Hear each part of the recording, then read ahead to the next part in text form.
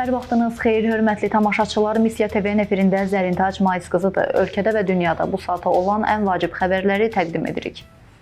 Bakıda Gülüstan Sarayında Cənub Qaz Dəhlizi Məşvərət Şurası çərçivəsində Nazirlərin 11-ci və Yaşıl Enerji Məşvərət Şurası çərçivəsində Nazirlərin 3-cü iclasları keçirilir. Missiyası xəbər verir ki, Azərbaycan Prezidenti İlham Əliyev tədbirdə iştirak edir. Ağcabədi rayonu Hüsnü Hacıyev küçəsi 141 ünvanında fəaliyyət göstərən fiziki şəxs Vəliyev Rahib Ədalət oğluna məxsus ambarda Azərbaycan Qida Təhlükəsizliyi Agentliyi əməkdaşları tərəfindən yoxlama keçirilib. Bu barədə agentlikdən məlumat verilib. Bildirilib ki, baxış zamanı ambarda mənşə sənədləri olmayan konfet, yararlılıq müddəti bitmiş makaron və qarğıdalı yağı aşkarlanıb. Həmçinin istehlaka yararlı məhsullarla yararsız məhsulların birlikdə və birbaşa döşəmənin üzərində saxlanıldığı, işçi heyətin dövri tibbi müayinədən keçmədiyi və digər nöqsanlar müəyyən edilib.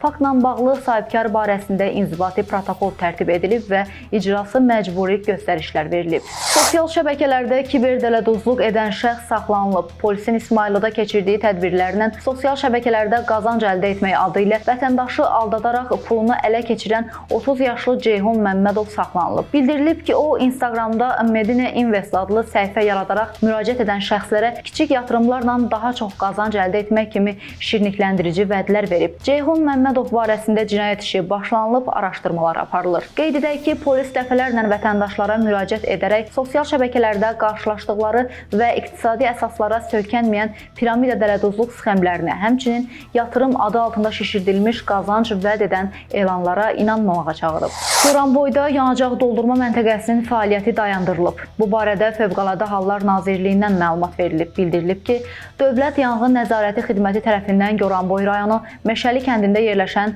Əsədov Qorxmaz Abdulla oğluna məxsus yanacaq doldurma məntəqəsində keçirilən yoxlama zamanı yanğın təhlükəsizliyi sahəsində çoxsaylı nöqsanların mövcud olduğu, həmin nöqsanların insan həyatı və ya sağlamlığına, ətraf mühitə və dövlətin əmlak maraqlarına birbaşa təhlükə yaratdığı müəyyən edilib. Tovuzda itkin düşən məktəbli tapılıb. Bu barədə Daxili İşlər Nazirliyinin Mətbuat Xidmətinin Gəncə Regional Qrupunun baş inspektoru Eşqin Qasımov bildirib. Onun sözlərinə görə Tovuz rayon polis şöbəsinin əməkdaşlarının keçirdikləri müvafiq tədbirlər nəticəsində Süleymanovanın yeri Gəncə şəhərində müəyyən edilərək Tovuz rayonuna gətirilib. Hazırda onun ailəsinə təhvil verilməsi gözlənilir. Gümüşlidə azyaşlının ölümü ilə nəticələnən bədbəxt hadisə baş verib.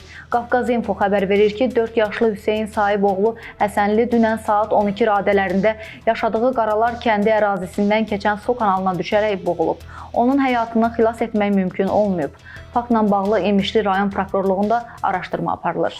İran nüvə proqramı ilə bağlı birbaşa danışıqlar aparmağa hazırdır. Missiya Bloomberg-ə istinadən xəbər verir ki, bu barədə ABŞ prezidenti Donald Trump jurnalistlərə açıqlaması zamanı məlumat verib.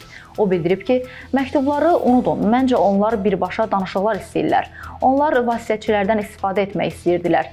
Düşünürəm ki, narahatdılar və özlərini həssas hiss edirlər. Mən onların belə hiss etmələrini istəmirəm deyə siyasətçi vurğulayıb. Xatırladaq ki, İran prezidenti Məsud Pezeşkiyan keçən həftə bəyan edib ki, ölkənin ali dini lideri Seyid Əli Xameneyi hərbi təhdidlərə görə Trump administrasiyası ilə birbaşa danışıqlar perspektivini rədd edib.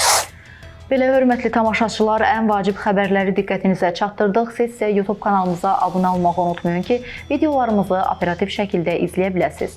Sağ olun, salamat qalın.